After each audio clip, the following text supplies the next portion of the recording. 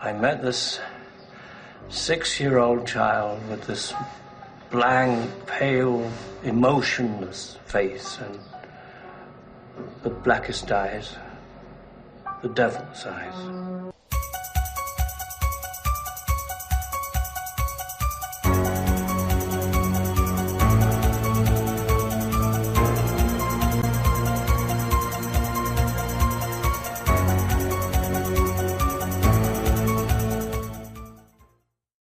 Hi guys, welcome to the Halloween podcast, and we are talking about Halloween 4, the return of Michael Myers. Yes, after a 10-year break from Halloween 1, even though he was in Halloween 2, he returns to our screens again. And I am joined to talk about this with my friends Graham and Chris. How are you both? Over there, Frank. Good to be back. Hello there. I'm well. How are you, Frank?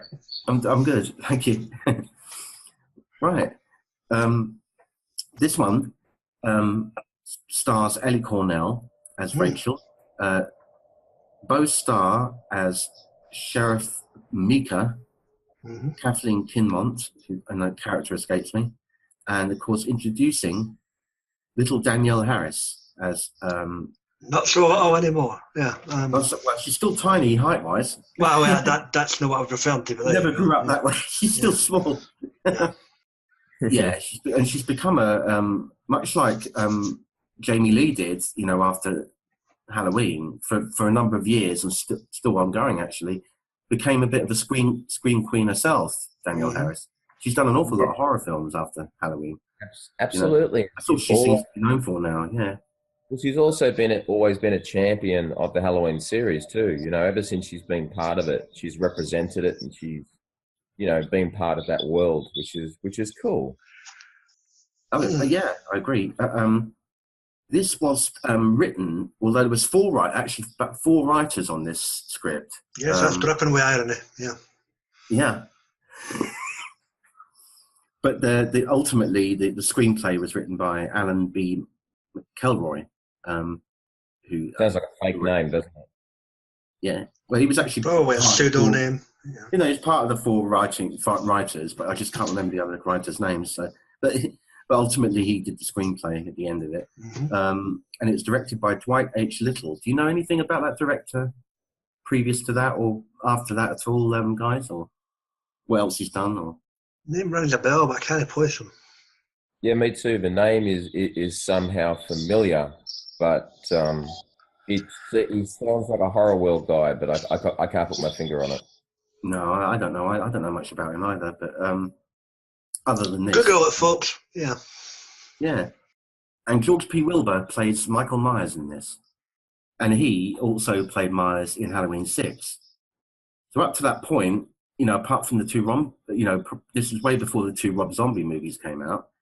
He's the only actor to have played Myers more than once. So there you go. Was it not available for 5 the following year or what? What the hell happened? I don't know what the story is about that. I really don't. Unless he was on another shoot in another film or something. I don't really know the score about that. Anyone out there that does, please let us know.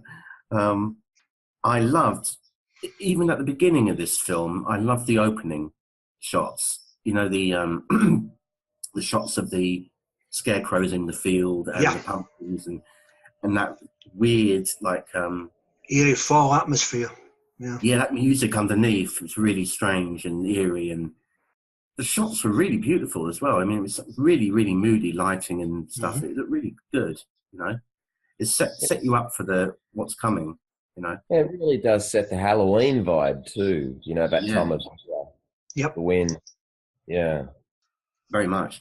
And that score, by the way, was done by Alan Howarth. Of course, he's worked with John Carpenter many times, and he went on to do from Halloween 2 onwards. He pretty much did all of the Halloween scores up to Halloween 6. So he had a long association with this franchise.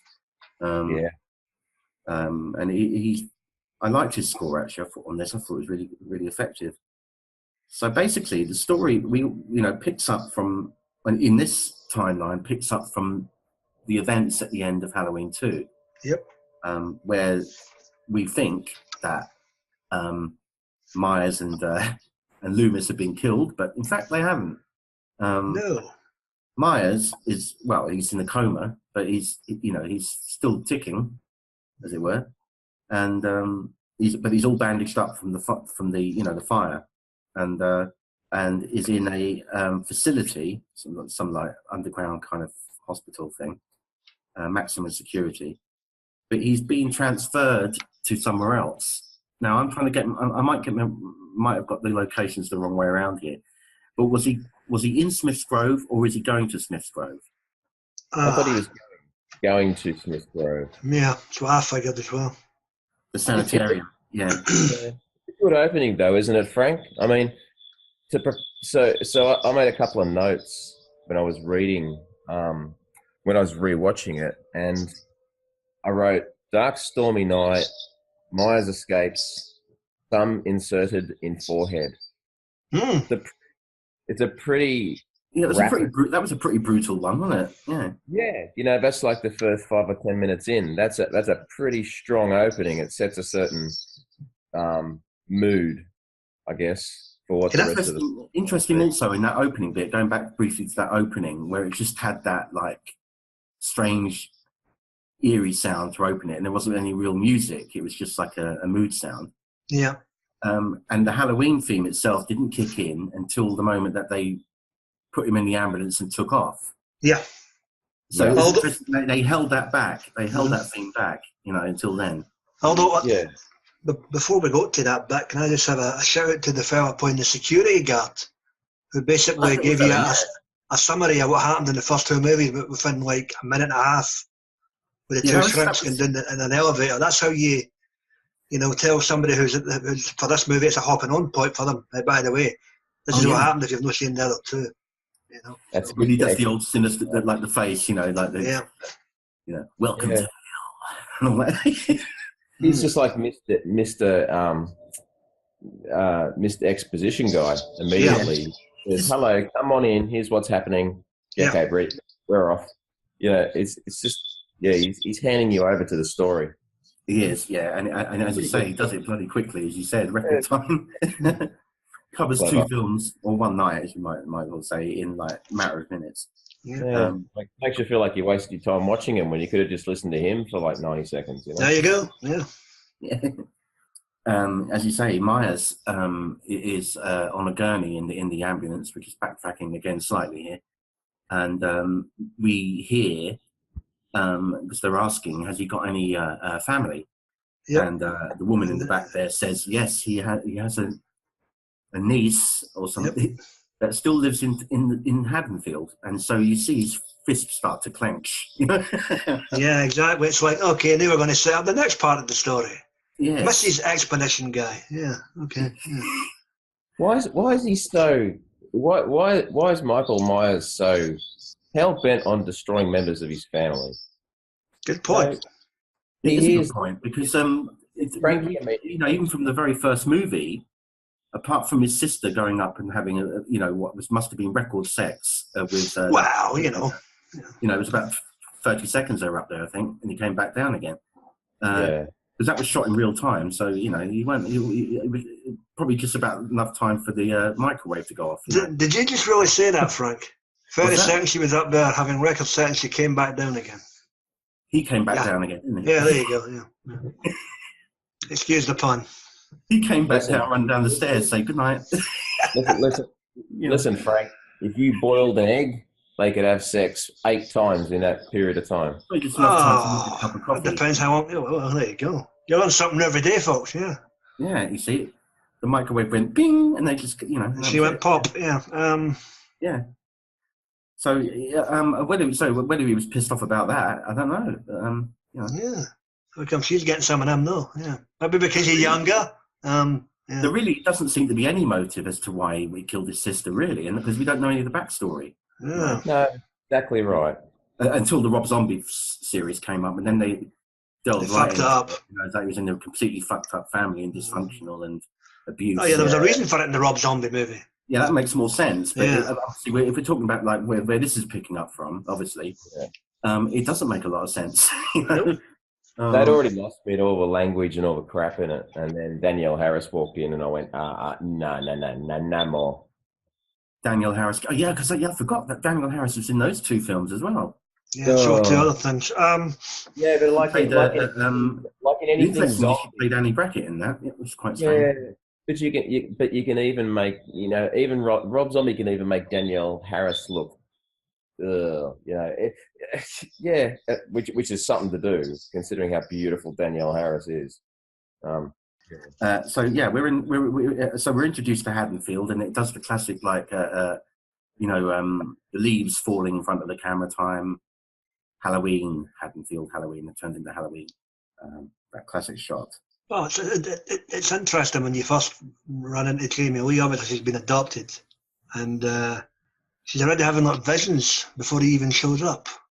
Yeah, no, that's interesting because I was thinking about that today, and you overlook things sometimes. You forget these little things sometimes don't add up. No. How the hell did she know what he looked like? Yeah, she had a dream about Myers, yet she's never met him or seen him before. You know. Yeah. So it's more of a vision. It's like continuity error there, you know. Yeah, it makes it more of a vision than anything else, and it doesn't make sense. It puts that sort of that Myers supernatural bent back on it again, doesn't it? Yeah. I just don't get it. How can she have a vision about something she's never met? That's right. Yeah, exactly. It's odd.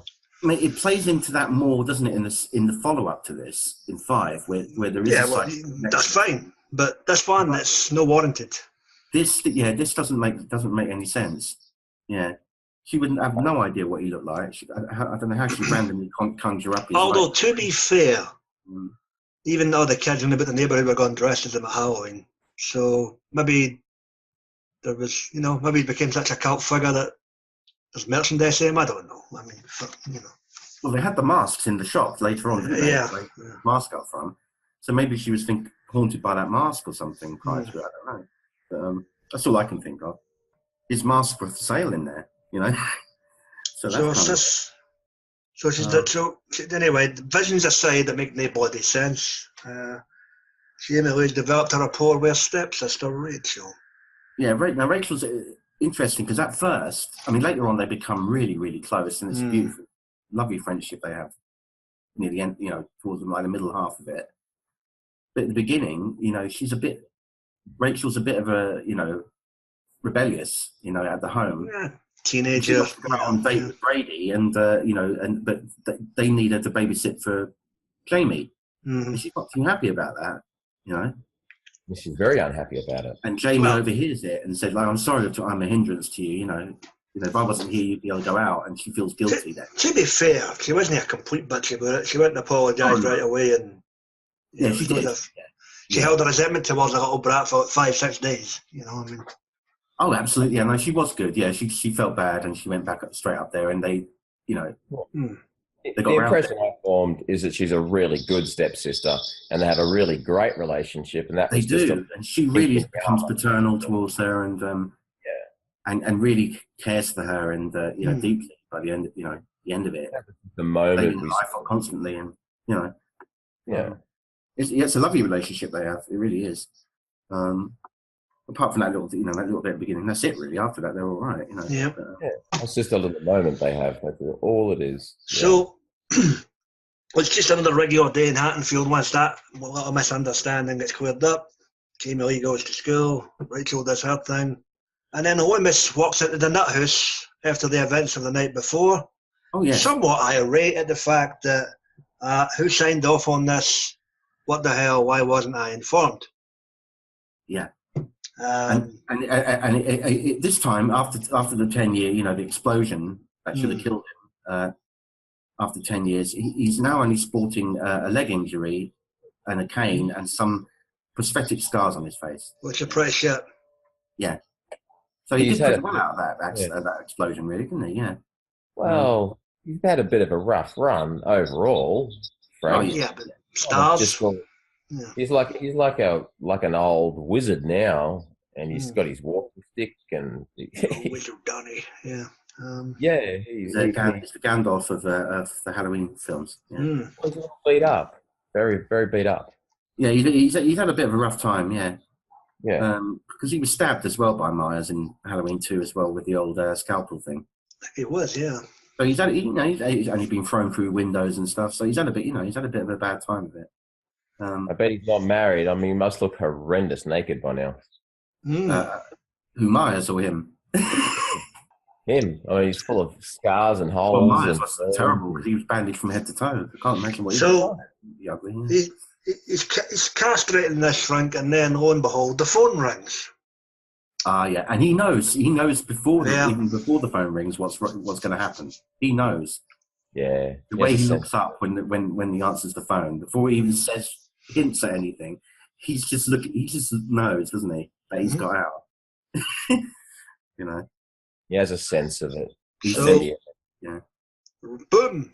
2 seconds later, they're right at the ambulance crash site, and you're going. Yeah, and that looks mangled up and everything in there. It looks a right bloody wreck in there. You think, what the hell did he do to these people? You know, it's a bloodbath in there. Yeah. And as usual, he's just wandered out of it all. Yep, one body short. The guy goes, he says, I've seen people being thrown 50 or 60 feet from the cop. Yeah. All that is, and he's not, Loomis. I'm going to Hatfield. If you don't find him in 4 hours, I'm sure I will. And that's the way you see these douchebags. Yeah, I love that line. Yeah. Yeah. He gets some good one-liners, doesn't he? Yeah. As Loomis. Yeah. I'm not sure if the one-liners are good or that his delivery is just so awesome. It's the delivery, really. Yeah. A combination of them. Yeah. I mean, they're not exactly like comedy one-liners. That you remember. They're just like certain ways that he phrases things, I suppose. I actually think with him, he's so distinct that everything he says just sounds like a one-liner now. It's so. It's the opposite now. He's making so then we go back to the familiar setting of a garage.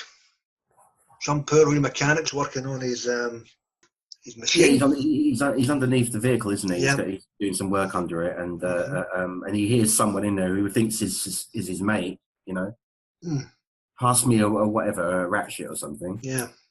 And what's that thing he's got? Is it like a big crowbar or something? A ratchet of some kind, yeah. That big long pole thing. So basically, he gets done in. Bludgeons in with it, yeah. And then miraculously, like 2 seconds later, a Loomis pulls up in his car, and I'm going, that was quick.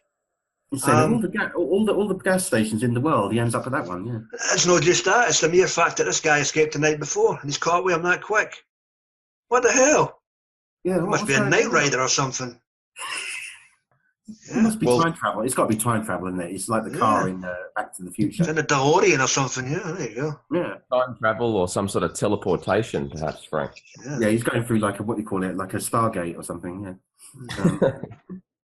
yeah. So yeah, no. So I love this moment here, like with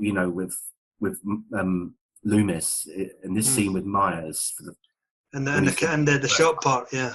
It's really good. It's really intense, That's a really good sequence in there. When he sees him for the first time in 10 years, and it's like, fuck, look what he's caused havoc already again. There's dead bodies everywhere on the ground. There's the phone's been smashed, and the lines are cut. And Although the only one nitpick about this scene is when he fired the bullets and then he makes his getaway in the pickup truck thing. Yeah. That door looked kind of flimsy of the garage, I must admit. Yeah, that was very wobbly on. Like him crashing through. But to be fair, the whole electricity lines exploding and diving for cover was quite good. That was cool. Yeah. I mean, it's a big Halloween moment because he's never done anything that apocalyptic. And it served a purpose. A big thing, yeah. Exactly.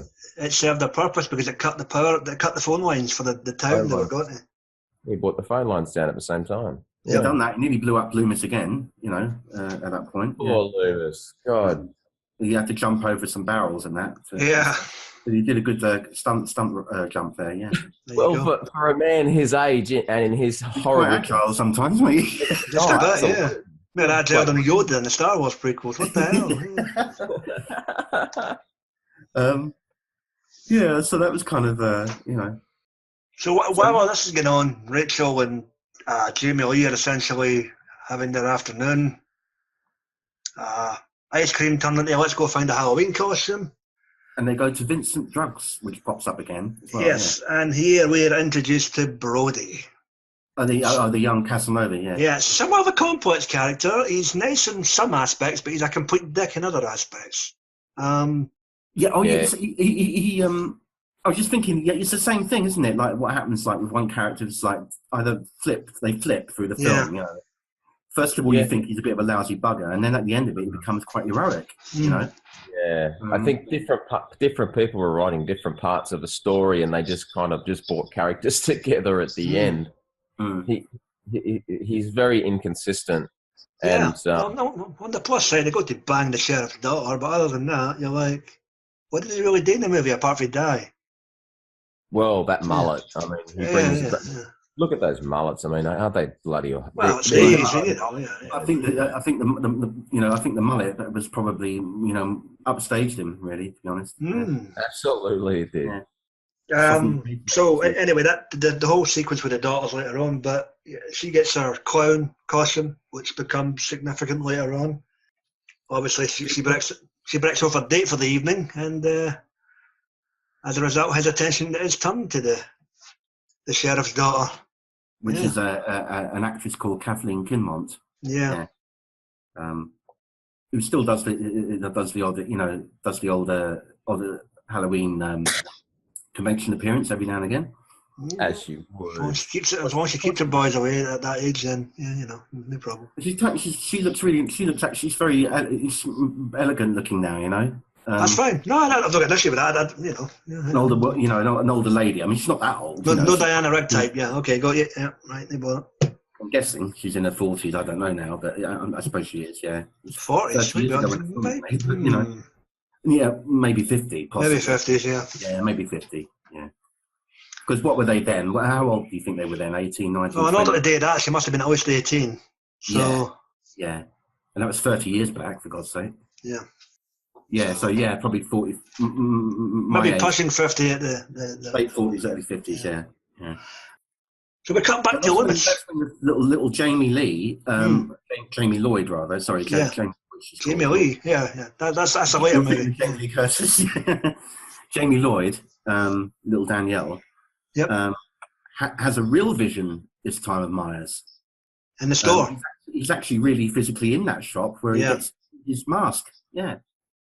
Yeah, and guys, correct me if I'm wrong, but is that costume that little Jamie chose, isn't that very similar or the same to the costume that Michael Myers killed his sister in the similar. He actually sees a vision of the boy, doesn't she, of young Michael dressed in it? Similar, yeah.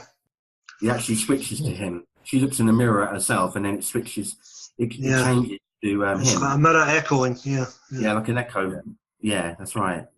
Although it's all of it's starting to become quite strange. It's you get the vision of her at the beginning, seeing Myers like a dream or a premonition or whatever it is, and then she sees a vision of him as a boy, and this is when she's fully awake, in the shop. It's very odd that. So so she has a wee freak out moment in the store. Rachel calms her down, and they're off to the races with their plans for that day. Yeah. And then we cut to Loomis, who's doing his best Bill Bixby impression, walking along the highway, trying to get a lift. Oh, those horrible people in the car. And, a couple of cars, and then the fucking cheerleaders roll up and, come on, old man, you can see the big cheesy grin on his face, I'm getting a lift. Nice. And off they go, you complete bastard. And they leave him, choking with dust. Oh, man. And then we get, for me, one of the most funniest people in this movie, inadvertently, and that's the preacher. The apocalypse-seeking preacher. He's just a standard horror film, creepy old man to warn all the dangers. That's all. He's just one of those loopy guys. But it's quite funny for me. I'm going. It kind of broke the tension for a couple of minutes. He's sitting there. He's getting some booze down him. He's got a wee chuckle to himself, and he's getting a lift. So I was happy with Loomis in that moment. Yeah, it's one of the rare times we actually see Loomis like let his hair down a bit and smile. You know, it's the only time he ever does. Could have been the That's booze, right. but yeah, you know. Before all hell breaks loose. You know. Well, you can sit back and relax for a few minutes and just, go for a drive. Yeah, with a Rare crazy moment of levity for him. Although, to be fair, what happened to his car back at the garage? I never saw it blowing up. Just saying. That's a good point. Well, you might have found a pothole there. Yeah, because he parked up by the pump. Unless the pump, with the fire that went off with the. Unless it was a quick cutscene and I missed it, but yeah. There was a bit of fire, wasn't there? But maybe it travelled and hit the gas pump and blew the. But Loomis overall is a little like Batman. He doesn't have a car. He just sort of goes from vehicle to vehicle to vehicle to vehicle behind Myers. There you go. Do you remember the character called Bucky? Yeah. Who's the guy that's at the power plant that he kills? Yep. Yeah. Shocking. Yeah, he gets it bad. But Bucky was actually, and you can tell, he's called Bucky because he's got big letters on his lapel. That's right. He's got the Bucky name badge. But he was actually one of the production staff on the film. I believe he was a props master or something on it, and they just drafted him in to do that part. He wasn't actually an actor. And apparently he was a real laugh as well with all the actors and crew on there. They loved him. Hey, Bucky, and all that, Again, that was his real name as well, Bucky. Another plot point in the movie which held precedent, because at this point Loomis is at the local sheriff station.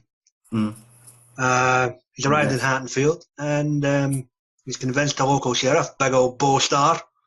Bo Star, yeah, he was good in it actually. Yeah. That excuse me, but that lunatic for 10 years ago, he's back in your town. He was a bit more interestingly, he was a bit more. Bo Star's character, Sheriff Meeker, was a bit more accepting of it.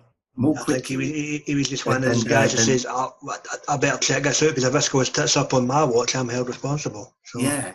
Whereas the sheriff in Halloween 1 and 2, Brackett, was less accepting of it. He had to have a lot of proof as to what was actually shit was going down. He wouldn't take what Loomis was trying to warn him throughout the whole bloody film, more or less.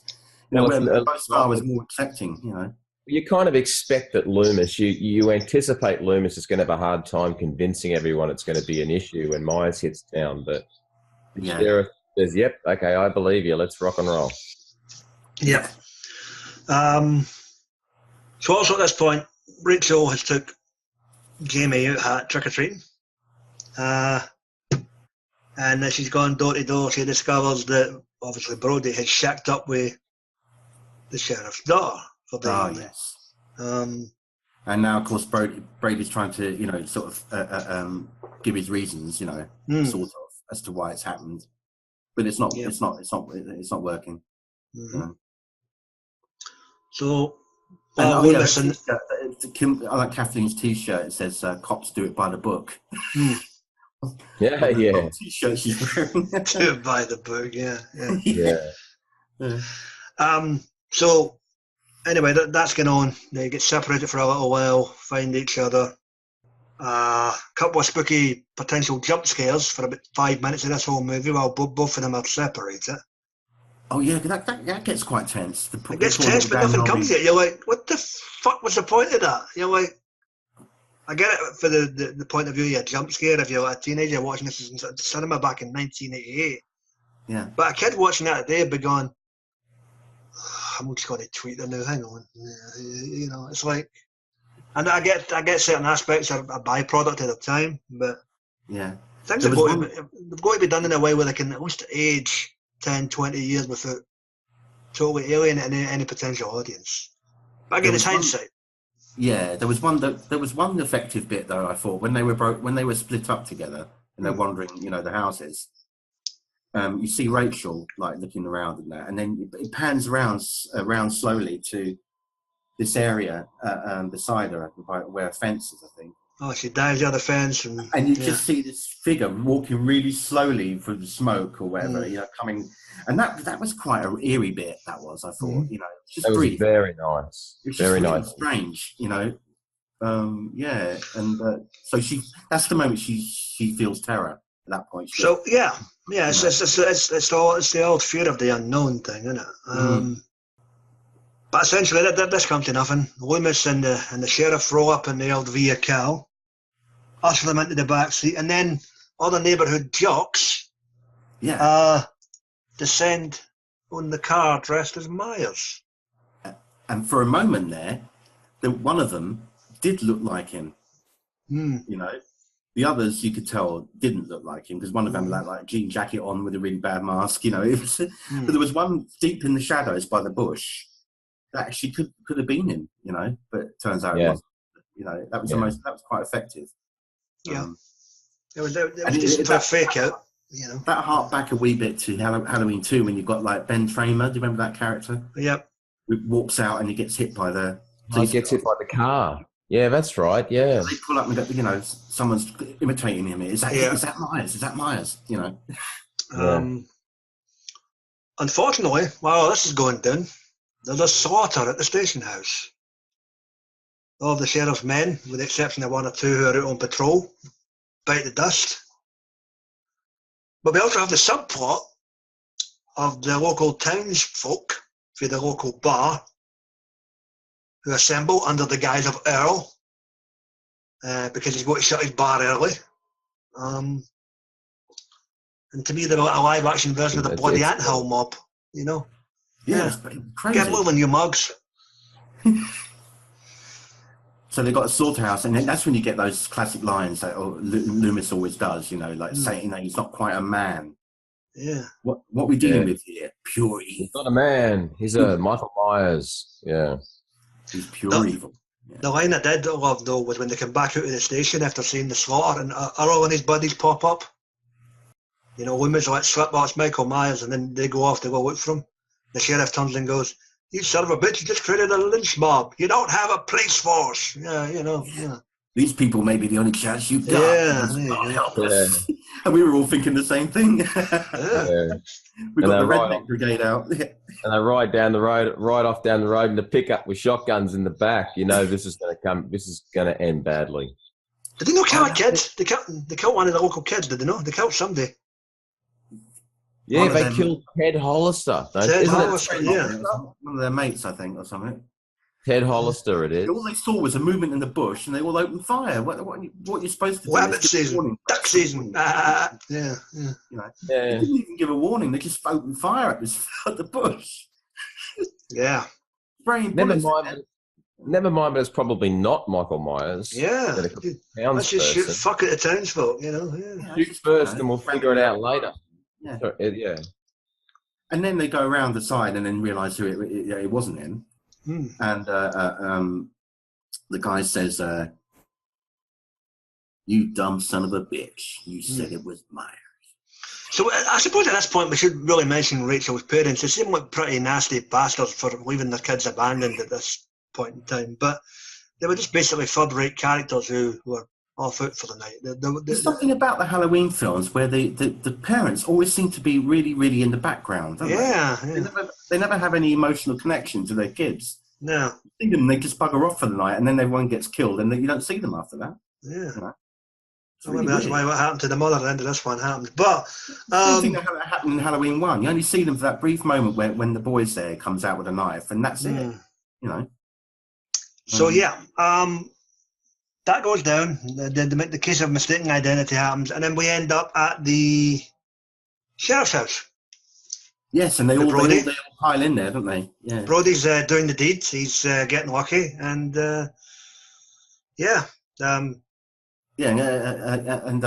we must mention that Kathleen Kinmont in this moment look rather great. Yes, 2 thumbs way up. Not bad at all. Very perky. I think that scene was did awaken a lot of people's libido at that. Let's just say the popcorn risen. It's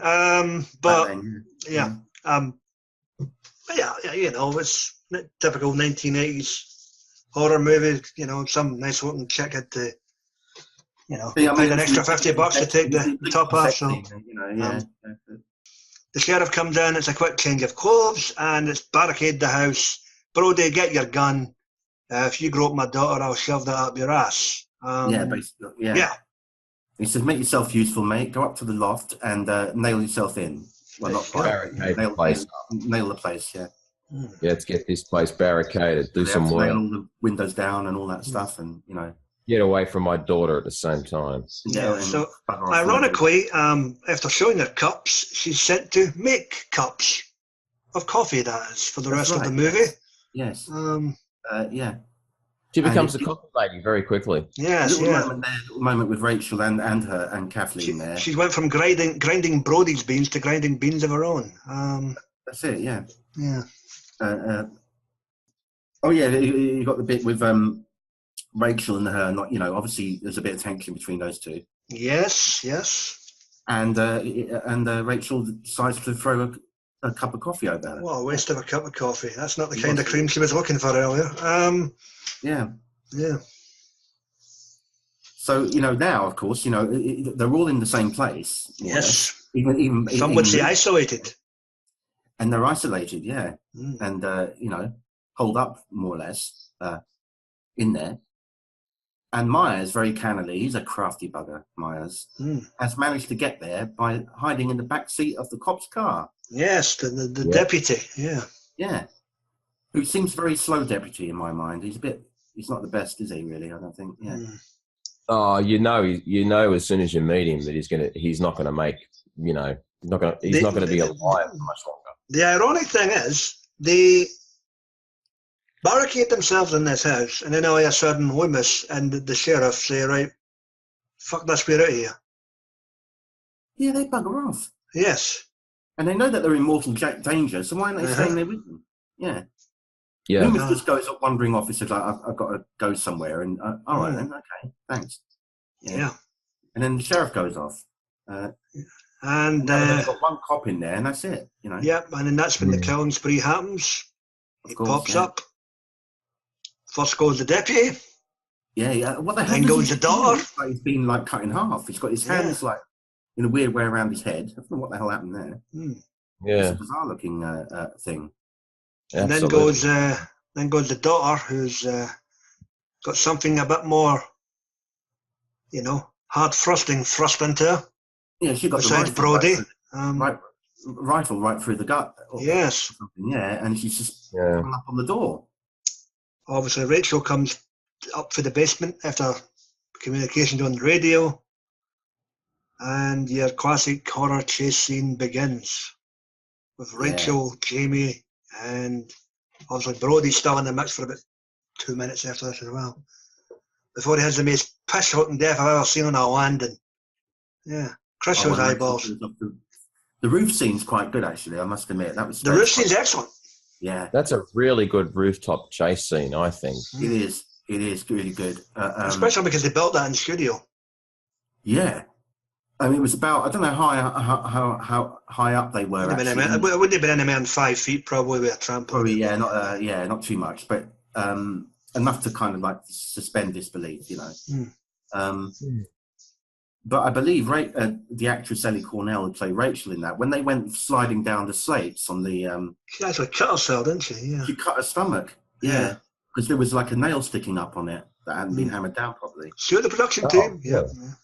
But back then, health and safety was so different, though, Graham, wasn't it? Most of the time, they gave a fuck. You know, you cut yourself, put a plaster on it, you'll be fine. There's an extra 20 quid. You know. So basically, took it to the hospital, had it looked done, you know, checked out, done whatever they. Did they worry about getting tetanus or boosters? Or... Yeah, they gave her a injection. I think they might have had to do a couple of stitches. She was out the same day and back in the set the next day or something.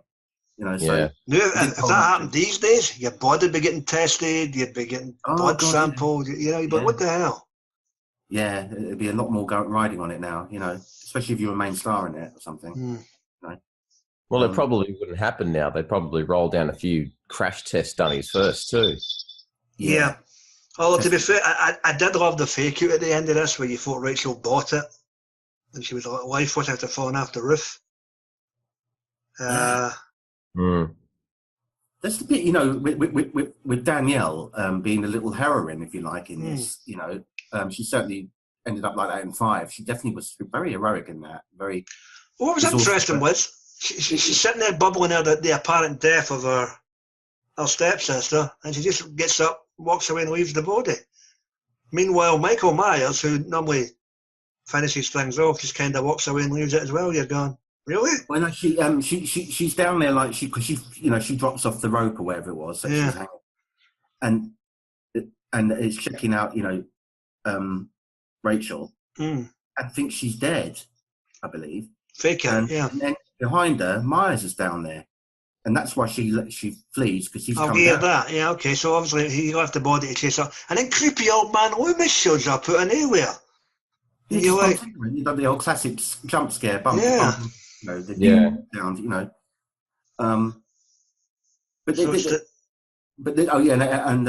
it says like, where's the schoolhouse? So they go right to the schoolhouse. And this is an interesting, real bad continuity bit. I'm sure you know this, guys. She says they think we'll be safe, and he has to admit, no, I don't think we are. Yeah. And they've embraced in that. They're lovely together, the two of them, for that brief scene. And then really they bump into Myers, who has miraculously had a blonde, bleached blonde hair transplant. Somebody never made it to set that day. I think he was hungover. So they went, and I would think, but nobody noticed. Oh, just leave the wig blonde. Here's the thing about that scene. I didn't give a flying fuck about the headpiece. I loved Donald Pleasant going aimlessly through a door again. I'm like, my God, the agility that guy has. What age was he at this point? Yeah. God, he can really, survive a lot, can't he? He gets thrown through a bloody window, He's a highly resilient old man. Of course, after that, you don't see him again to the end of the movie. That time he's KO'd, but all he's got is a couple of cuts on his face, and he's still getting around. There's no stopping him. Yeah, I'm not sure he's a man. He's a beast. This isn't a man. Pure evil. So essentially, the Anthill mob show up at the school, and they decide to take, because they hear that the state troopers are coming, they decide to take Rachel and Jamie on their truck. Say, fuck it, leave it to them, we're getting out. Yeah. Let's get there. We'll get moving, you marks. Yeah. So they bugger off and take Rachel and Jamie with them. But again, the crafty old bastard is hanging under the truck. Has been hiding under the lorry. Yeah. He's like a cockroach at this point, isn't he? Yeah. He's a pain in the arse, really, isn't he? Yeah. Yeah.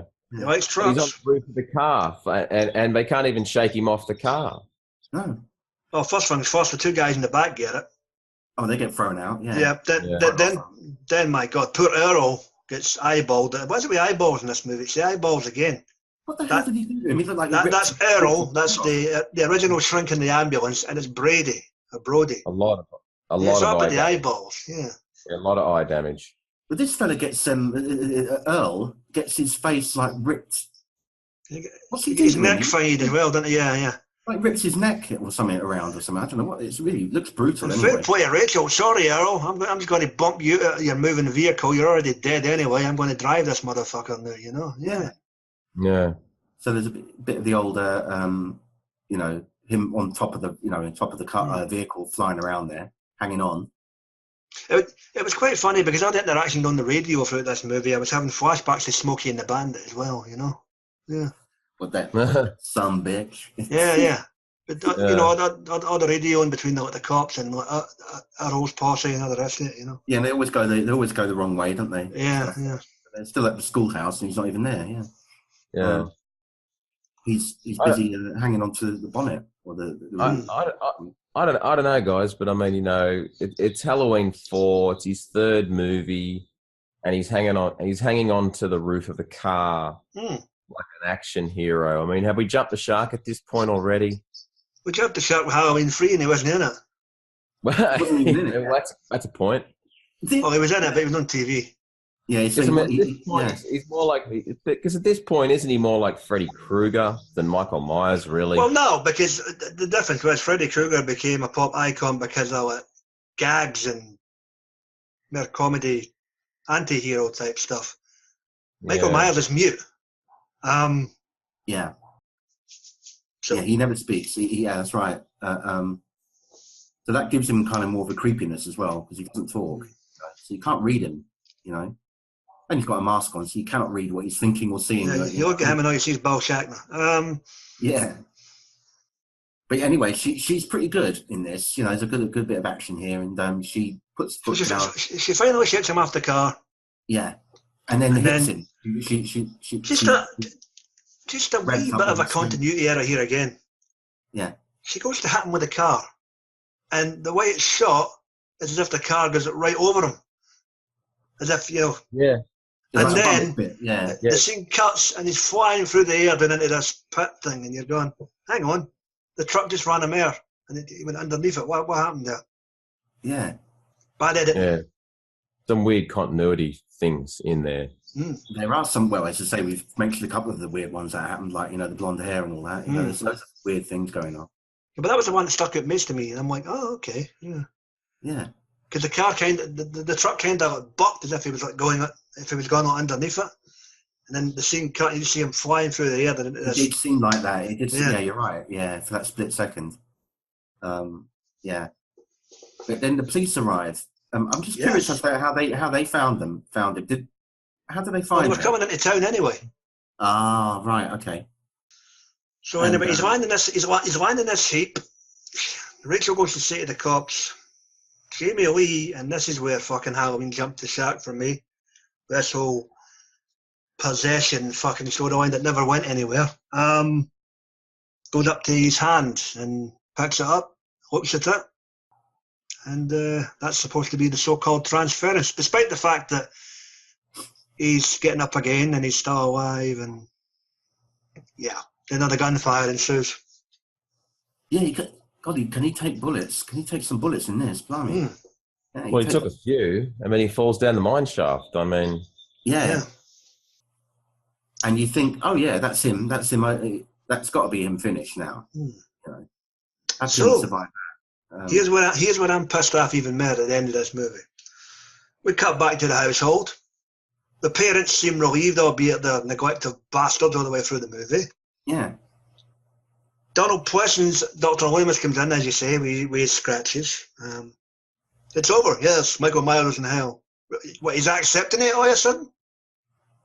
And then, of course, we have the sheriff, Big Bo Star. Has anybody actually told him his daughter's dead? Yeah, that's a bit weird. Yeah, They haven't obviously gone round there yet and checked with all the madness. He's here for a shot when he gets home, if they do say that, Because Loomis wouldn't know. The two kids are too traumatised. That's right. So, well, they hadn't gone back there. I don't know. They didn't check that out yet. But, so that's another double shocker. And what we essentially get in the closing moments of this movie is a reenactment of Michael's first killing. Yeah, very much like that, with the POV of the mask and that. Yeah. Although the end, the closing seconds of the movie with Donald Pleasant's excessive no. Yeah. I don't know if he was having a heart attack or an orgasm. I just couldn't place it. But there you go. Yeah, that was a bit overacting now for what. Yeah. And it turns out, as I say, the twist of it is that the perpetrator who stabs the mother, Rachel's mum, with the scissors, is little Jamie. Yeah. In the clown outfit again, harking back to the first film. And it's going to be the next generation of Myers slasher. Yeah. I think a lot of people were probably thinking that at the time, because you imagine when you first saw that in the cinema, that reveal. To be fair, I'm thinking they're probably thinking, are we going to have her as the serial killer? I think that's where they tried to go, and then they shut a brick halfway through production of Halloween 5 and went, we better retcon this fast. It wouldn't work. It couldn't work. It's not child's play, we're talking about here. It can't be. It wouldn't be Halloween without Myers. At that point. Not a child's play with a kid either. That was a serial killer in the, Chucky's. Or she was going to be the accomplice. I think they were thinking along those lines. She's going to be his accomplice, but I just can't see how that would really sit. Well, they just had you know, they just had a big 10-year break between Halloween 2 and Halloween 4. And then they made Halloween 3 in between, which ignored Myers altogether. So to bring him back after that period and then kill him off in the first movie and replace him with her would have been pretty bold. It would have been. But would it I have don't been? know, you would have got away with that long term. Maybe one movie, then you commit the kid, or you know. A kid wouldn't have been able to withstand half the stuff that he would have been able to. It would have been pointless. Yeah, she's only a tiny thing. I couldn't see it working that well, you know, when she's trying to kill people and that, because of her stature and stuff. I don't know, it just would have been a bit off-putting, you know. There you go. Yeah. But again, I mean, Halloween 5 sort of changes things around and switches things up and makes it really, really weird storytelling, and it's just a very as I say, that psychic connection thing comes completely to the fore in the next film. You know, with all these visions and stuff. As much as that's a diversus plot point, I preferred that as opposed to her being the killer. Yeah, and as I say, I don't think. And you said they've had to change their heart quick in that time period. To think that we couldn't really have her being the killer, it has to be Myers, but we'll do this kind of some kind of strange psychic link that they have, you know, instead. What was it they called it? Was it the Fawn trilogy? This is the starter. Yeah. I mean I think that's what it was called in hindsight years later. But at the time, I don't think there was. That was their fault. This is essentially the first installment of that. Yeah. I mean, overall though, when you look at Halloween 4, it's actually a pretty darn good slasher film. From 1987 when it was made. Damn right. Yeah, but it hasn't really aged well. I've got to say that too. No, not compared to what you get today. No. Well, I think it's the fashion really. The 80s was like probably one of the worst fashion mistakes ever. You know. Yes. I mean, I agree. 60s, 70s even don't look so dated as some of the 80s haircuts and that. You know. Yeah. Fashion of the 80s. Yeah, it might just be the fashions, Frank. I think. Yeah. I think it's the mullets and that to kill it. Yeah. Yeah, the 80s was a pretty cool decade, but unfortunately, fashion wasn't one of its strong points. Fashion wasn't one of its strong points, but some of the music was brilliant. But yeah.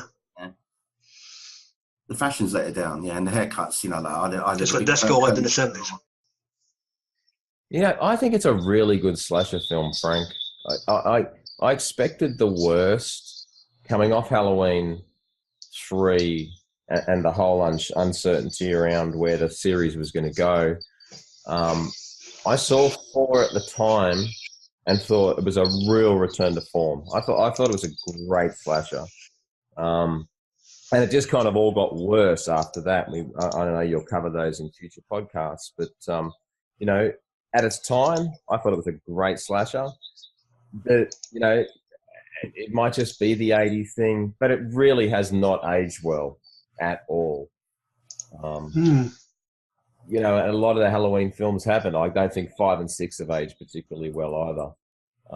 But you know, there's good story there, and it looks like it belongs in the Halloween series of movies. You know, it looks the part. You know, I think it's a solid 8 out of 10. This movie, I think. I think they got the tone of it right in that one compared to the later ones. You know, it had that kind of cinematic look to it, like you know, and it had like the use of the shadows and the lighting and all that kind of mood stuff. And the music score was good. I think a lot of it harked back to the original score, the themes in it. Yeah, that's right. Brought a lot of new, fresh sounds and music in it as well. And I think that all kind of like culminated it in making it pretty, obviously still memorable. I mean, it's got a fan base, you know, quite a big, sizable fan base of its own. That film, you know. Yeah. I've got a real soft spot for Halloween 4, Frank. A real soft spot. You know, some of the most iconic scenes I can recall in Halloween films have been in 4. You know, the scene in the gas station with Myers. Yeah. Loomis sees him for the first time in 10 years and things. There's some really classic scenes that, you know, are a great addition to the Halloween canon, I think. Yeah, like like the ones like the when they get split up, you know, the two girls.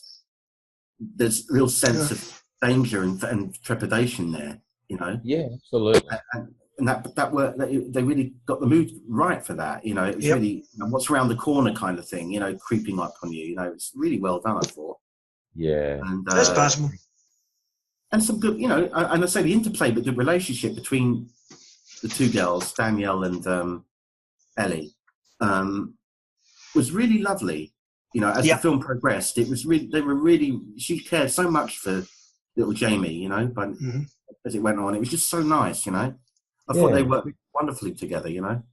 Which ups the stakes, you know. You want to see these people survive, you know, and a lot of time in slashers, you really don't care about the characters that much. They're disposable. But, you know, these girls, you want to see them live and have lives and carry on. Yep. Well, guys, thank you so much for joining me on this. Always a pleasure, mate. Yeah, guys. Been a great time. We're going to be back with Halloween 5, Revenge of Michael Myers. Yes, very soon. So until then, take care. Goodbye.